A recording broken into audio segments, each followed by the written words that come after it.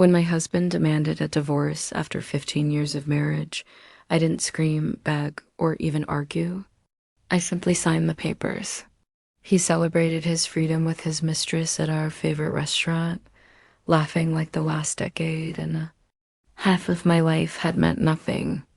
I walked up to their table with a smile so calm it unnerved him. "Congratulations on your freedom," I whispered, sliding an envelope toward him. His grin faltered the instant he saw what lay inside DNA. Results that revealed everything. That wasn't the night my marriage ended. The true ending began quietly, with a silk dress shirt dangling from my trembling fingers inside our walk-in closet. A blood-red stain on crisp cotton. Not wine, not medical residue, lipstick. That was the color of my undoing. I remember the exact time. Tuesday, 9:17 a.m. The twins were at school. Emma was at piano. I was just gathering laundry when I noticed William's gym bag hidden behind his row of perfectly polished Oxfords. The zipper gaped slightly open, and inside was the shirt he claimed to wear to last night's emergency surgery. But no surgeon walked into an operating room with lipstick on his collar. Before I take you deeper into Jennifer's discovery, I want to invite you to join our storytelling community. If stories of strength rising from betrayal resonate with you, please subscribe. It's free and it helps me share more journeys of women reclaiming their voices. Back in that closet, the silence was deafening as my world cracked open.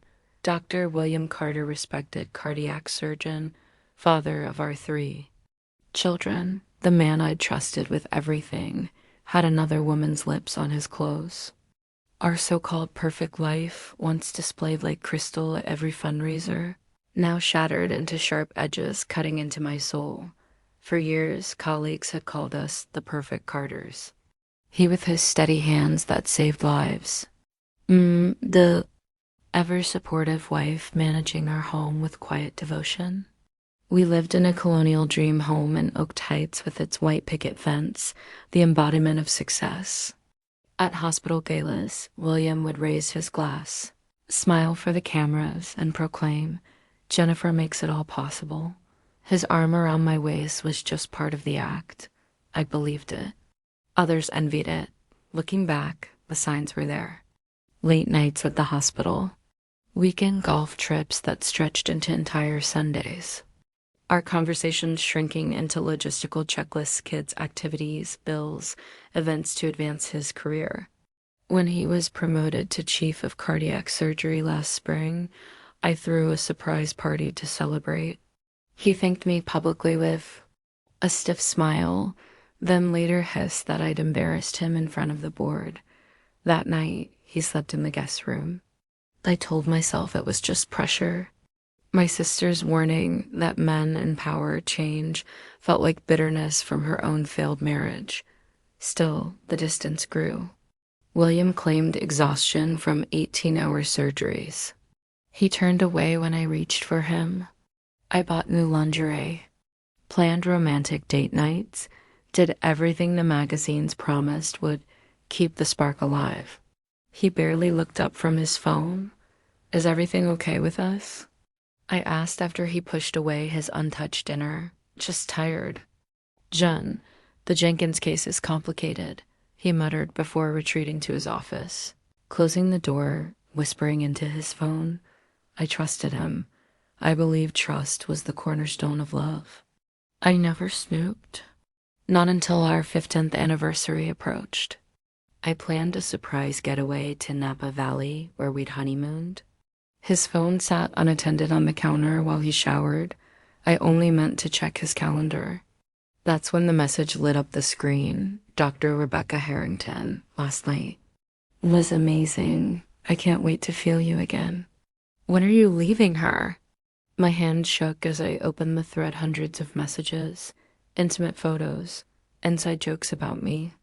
Plans made while I was helping with science projects or sitting through recitals poor Jennifer Rebecca had written. She still thinks there's something to celebrate. I placed the phone back exactly where I found it, poured his coffee as usual, kissed him goodbye, and smiled as he left for the hospital. Then I locked myself in the bathroom and vomited until nothing was left inside me. That night, after the children slept, I asked the question out loud in our bedroom, the same room where we'd created life. Mourned miscarriages, comforted each other through grief. Are you sleeping with Rebecca Harrington? William didn't even hesitate. He calmly set his watch on the nightstand. Yes. How long? Does it matter? The coldness in his eyes chilled me to the bone. I want a divorce, Jennifer, he said, like delivering a clinical diagnosis. No remorse, no shame. Why? I whispered, I've outgrown this life, outgrown you. I'm 45. If I'm going to start over, it has to be now. I stared at the man I thought I knew, realizing he saw me not as a partner, but as a burden. I save lives, he sneered. What do you do? Bake cookies? Organize dinner parties? You were an anchor holding me down. Those words cut deeper than any affair ever could. I had sacrificed my teaching career, my ambitions, my energy for him, for us. I built the stage so he could shine. And in return, he discarded me like an outdated prop. You'll be taken care of financially, he added coldly. The children will adjust, they always do. He slept in the guest room. I lay awake, staring into the darkness, trying to stitch together 15 years of lies. By morning, he was gone, leaving behind a business card for his lawyer on the counter. The life I thought we had was nothing but smoke and mirrors. What I didn't yet know was that William's affair was only the surface fracture. Beneath it, deeper betrayals festered, lies that would soon eclipse his mistress and leave me questioning everything I thought I knew about my husband. The very next day, I contacted Patricia Winters, the fiercest divorce attorney in Oak Heights. Her first advice was simple: document everything. That night, after tucking the kids into bed with the same soothing lie, Daddy's just busy at the hospital, I unlocked our home safe. Inside were 15 years of financial records. At first, they seemed ordinary, but then I saw the pattern withdrawals of $5,000, $7,500, sometimes $10,000, always to an entity called Riverside Holdings. Over 2 years, nearly $250,000 had vanished. The bank confirmed my worst suspicion. Riverside Holdings was registered under William's name alone. And the money trail ended there. Is this common? I asked Patricia, sliding the documents across her desk. Hidden assets? Unfortunately, yes, but this, she peered closer, frowning. This feels different, calculated, strategic, long-term. And then she mentioned a name that made my pulse quicken. Have you ever heard of Dr. Nathan Brooks? He left Ashford. Medical under interesting circumstances. He once worked closely with your husband. A memory surfaced. Dr. Brooks quiet, awkward at social events, always standing in the background. Then one day, gone. William had dismissed it as professional differences, but Patricia's expression told me there was more. Much more. The moment I mentioned William's name, Dr. Nathan Brooks' receptionist went silent. A pause stretched. Out before she finally transferred my call. Mrs. Carter. His voice carried through the line low, weary but steady. I've been expecting you for years. That sentence chilled me to the bone. We agreed to meet at a cafe halfway between our homes. When I walked in, I almost didn't recognize him. Dr. Brooks, once sharp and composed, now bore deep lines etched around his eyes, his hair silvered far too early. He stirred his black coffee, studying me with the same precision I'd seen him. Use in hospital corridors. I knew this day would come, he said softly. I just didn't know who would break first, me with my conscience, or William with his arrogance. And then he told me everything. The fertility clinic at Ashford had been hiding something.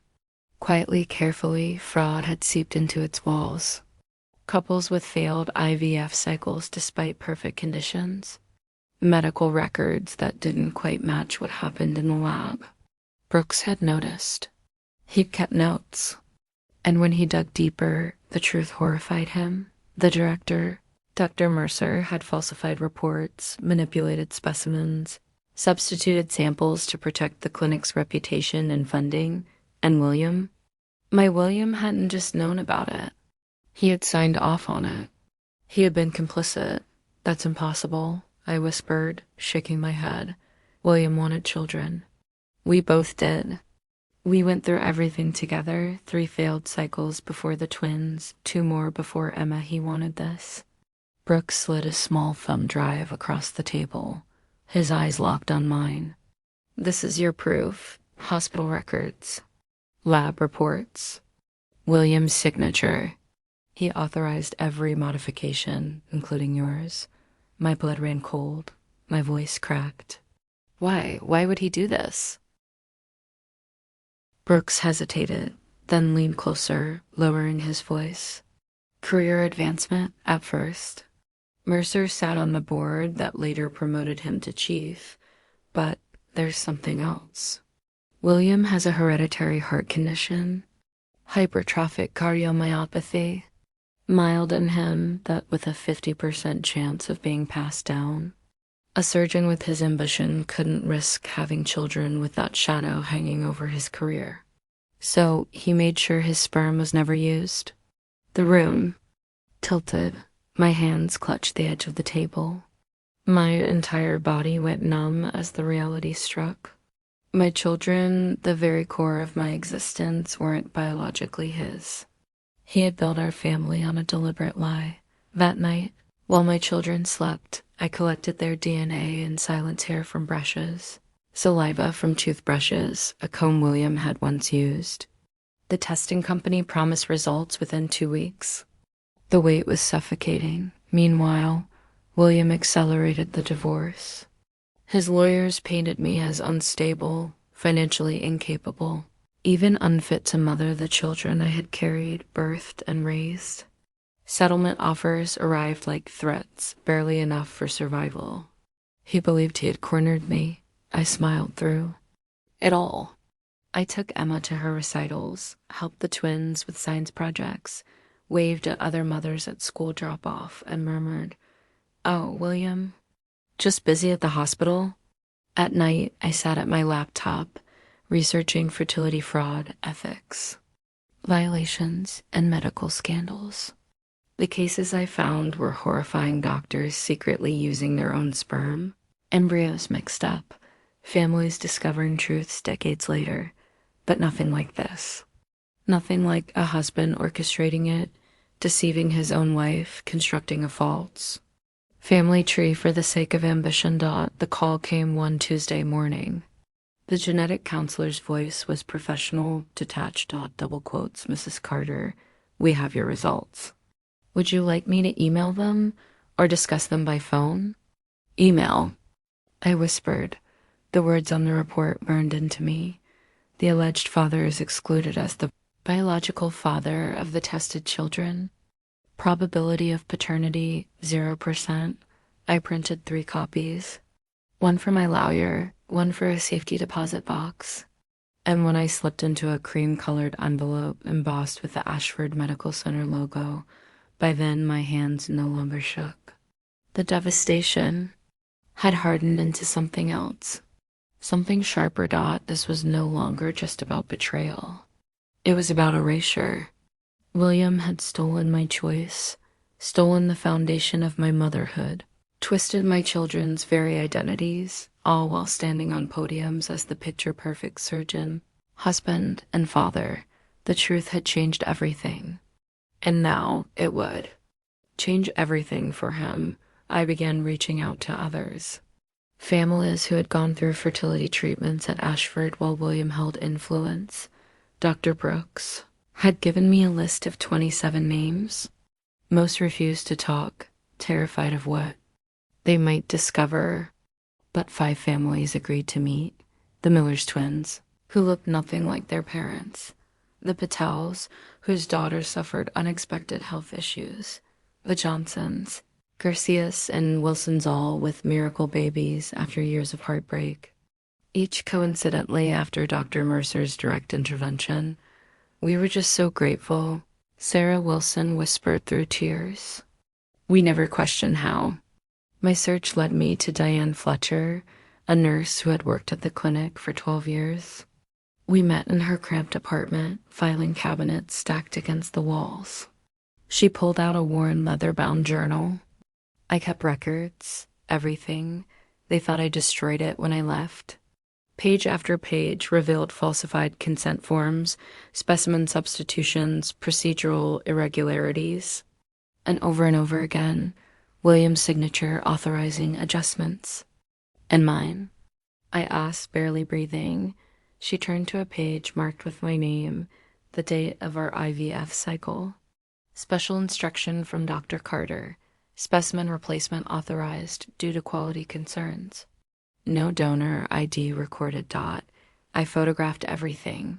Before I left, Diane handed me a business card. Call Agent Michael Dawson. He's investigating healthcare fraud. Tell him I sent you. Dawson, a federal investigator, explained that he had been building a case against Ashford for 18 months.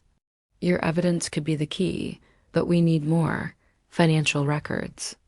Kickback trails. Internal admissions. Someone on the inside. So, I played the part of the grieving, cooperative wife. I smiled in mediation. I nodded through William's smug lectures about being reasonable. I agreed to custody evaluations, pretended to weigh his insulting settlement offers, let him. Believe he was winning. Meanwhile, I gathered everything. Recorded conversations, photographed documents. Fed Dawson the threads he needed. William's arrogance swelled with every concession I appeared to make. He paraded Rebecca at school events. Hosted dinners in their new apartment. Allowed her to stay overnight when the children visited. He believed the game was his, until I dug into Rebecca. My private investigator's report stunned me. She wasn't just William's lover, she was the daughter of a former patient. A woman named Marlene Harrington. 5 years ago, William had performed a routine valve replacement on Marlene. She died on the operating table. Officially, she had failed to disclose a medication that complicated the surgery. William was cleared. The case was buried, but Dawson unearthed the truth. William had been operating after barely sleeping fresh off a weekend away with Rebecca. He had made a fatal error. The hospital covered it up. Ashford paid the family off. Marlene's husband withered under the weight of grief and died a year later. Rebecca was left alone, and now she was in William's bed. She had erased every trace of her old identity, carefully severing ties to her past until nothing remained but the polished version she wanted the world to see. Step by step, Rebecca had slipped into William's life, first a trusted colleague, then his secret lover. Her revenge was patient, deliberate, years in the making. And in her meticulous design, I saw a reflection of my own. For a moment, I considered confronting her, even suggesting an alliance. But where Rebecca's motives burned with raw emotion and volatility, mine demanded precision, calculation. Over the following month, I gathered every weapon I could. Testimonies from disillusioned former clinic employees. Financial records tracing William's hidden payments from Ashford through shadowy shell corporations and into offshore accounts. Sworn statements from patients who had suffered under compromised treatments. While Agent Dawson assembled the legal scaffolding of a case, I constructed something more intimate, the unraveling of William Carter's carefully manicured image. Captured him in a conversation he never suspected was recorded one.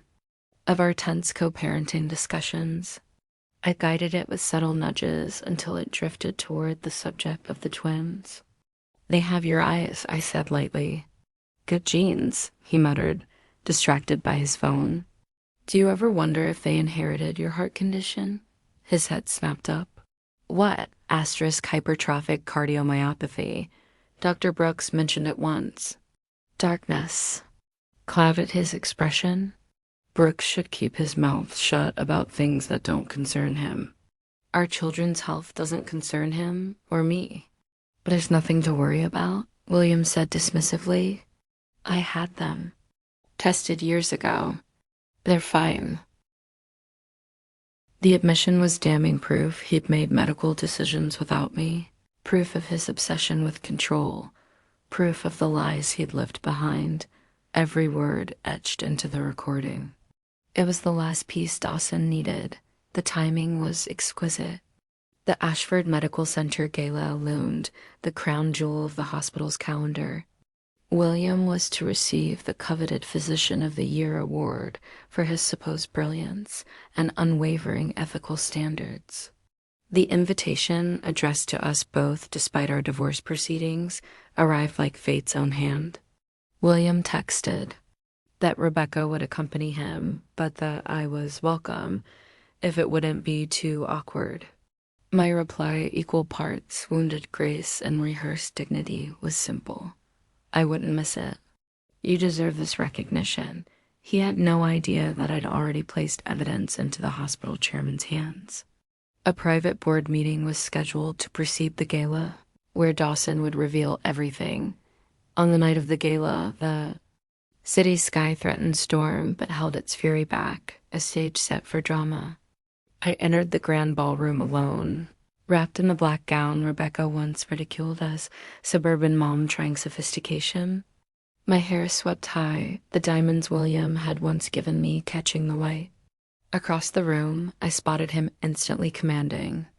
Attention near the stage, his arm around Rebecca's waist as if she were an extension of his own ambition. She wore blood red, the same crimson as the lipstick that had started this cascade of revelations just half an hour earlier. I'd watched from a hidden room as Dawson laid out the truth before the board financial trails, patient testimonies, Diane Fletcher's damning documentation. Their skepticism had soured to horror, then hardened into resolution. The district attorney was alerted. Police were in position. William remained blissfully unaware, basking in applause for achievements built on lies. When the ceremony began, Dr. Helena Winters chose exposure over secrecy. William ascended the stage, smiling with false humility, and spoke of medicine as a sacred trust, while ethics guided every procedure. His words rang hollow, his hypocrisy echoing louder than the applause. I glanced at Rebecca. Her smile was perfect, but tension sat just beneath the surface. When our eyes met across the room, recognition passed between us, two women who knew the man's real face, though only one of us sought to destroy him. Later, as expected, William and Rebecca went to Vincenzo's our place. I followed, envelope clutched tightly in my hand. The restaurant was unchanged. White linens, soft candlelight, Italian arias weaving through the air. William spotted me first, his smugness returning as if he assumed I'd come crawling back. Rebecca's features arranged into polite concern. This is unexpected, William said, his voice sharp with superiority. Is it? I asked calmly, stepping closer. You told the Mater D I might join you. Rebecca shifted uneasily. Perhaps I should give you two a moment. No. I cut in, locking eyes with her. You've earned your seat here. Haven't you, Rebecca Harrington? Her face blanched. William frowned, confused. What are you talking about? She knows, I said softly. Daughter of Marlene Harrington, the patient whose death you concealed. The surgery you botched because you were too exhausted from your weekend away with her daughter. Isn't that right, Rebecca? William turned, his dawning horror confirming the truth before she ever spoke. I slid the envelope onto the table. Congratulations on your freedom. I think you'll find this enlightening. William's hand shook as he read the DNA results. His face shifted from confusion to disbelief to horror. "This is impossible," he whispered. "Is it?" I said, my voice steady. "You falsified records. You lied to me. You lied about our children. For 15 years. Rebecca stared at him, stunned. William tried to regain composure, sneering. "She's fabricating. She can't accept the divorce." "Then explain this to the hospital board," I said, turning toward the entrance where Dr. Winters, the board, and Agent Dawson now stood. "Or to the district attorney, or to our children." William's mask cracked at last, rage twisting his features. "You vindictive. Choose your next words carefully," Dawson interrupted. The world William built on deception was crumbling, and he knew it. Dawson stepped forward, his voice calm but unyielding. "Dr. William Carter, you're under arrest for medical fraud, financial crimes, and multiple ethical violations under the Medical Practice Act." The clinking of glasses and soft hum of conversation died instantly. The restaurant froze in collective silence. Every eye on the once celebrated surgeon as Agent Dawson began reciting his rights. Rebecca sat rigid, her face drained of color, caught between shock and recognition. Whatever plans for vengeance she had meticulously crafted evaporated in that instant, replaced by something larger, more final, and far more devastating than she had ever imagined. William's voice dropped to a venomous hiss as the officer secured the cuffs. "You've been planning this all this time, playing the grieving wife, the dutiful mother, all a performance." I leaned forward, my tone steady. "No performance, William.